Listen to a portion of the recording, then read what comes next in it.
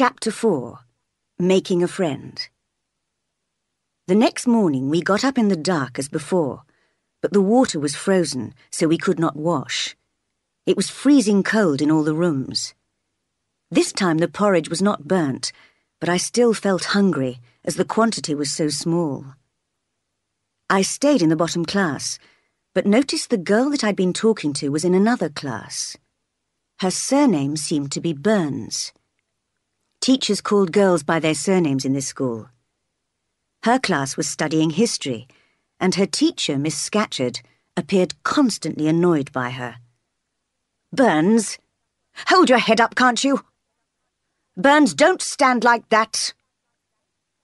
The history questions asked by Miss Scatcherd sounded very difficult, but Burns knew all the answers.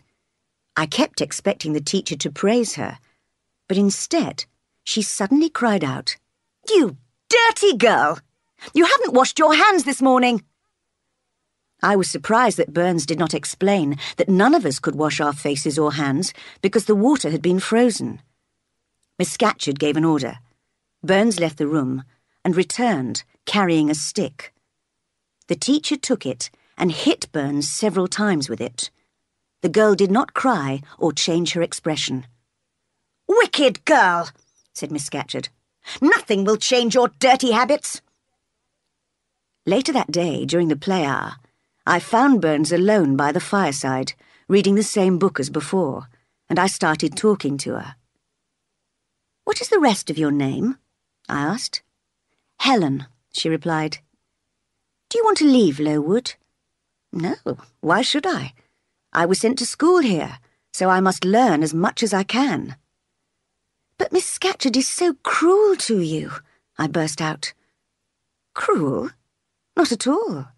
She is strict and she sees my faults." "If I were you, I'd hate her," I cried. "If she hit me with a stick, I'd seize it and break it under her nose." "I don't think you would," answered Helen quietly.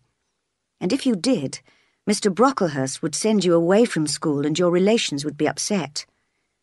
Anyway, the Bible tells us to do good, even if other people hurt us. Sometimes you have to put up with some hard things in life." I could not understand her ideas, but I had a feeling she might be right. I looked at her in wonder. "You say you have faults, Helen. What are they? To me, you seem very good." "You're wrong," she answered. "I'm untidy and careless, and I forget the rules. I read when I should be doing my homework. You see, Miss Scatcherd is right to scold me." "Is Miss Temple as strict as that?" I asked. A soft smile passed over Helen's normally serious face. "Miss Temple is full of goodness. She gently tells me of my mistakes and praises me if I do well. But even with her help, I don't concentrate properly in class. I just dream away the time, and then I can't answer the teacher's questions." "But today in history you knew all the answers," I said. "I just happened to be interested, that's all," she replied. "I expect you're always interested in Miss Temple's lessons, because you like her and she's good to you. I'm like that. I love those who love me, and I hate those who punish me unfairly." "You should read the Bible and do what Christ says. People who believe in God should love their enemies," said Helen. "Then I should love Mrs. Reed and her son John, which is impossible," I cried. Helen asked me to explain what I meant, and listened carefully to the long story of what I had suffered at Gateshead.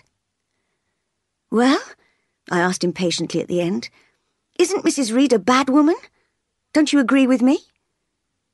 It's true she has been unkind to you because she dislikes your faults, as Miss Scatcherd dislikes mine.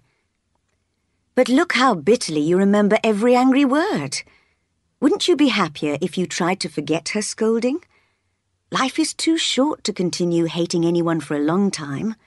We all have faults, but the time will come soon when we die, when our wickedness will pass away with our bodies, leaving only the pure flame of the spirit.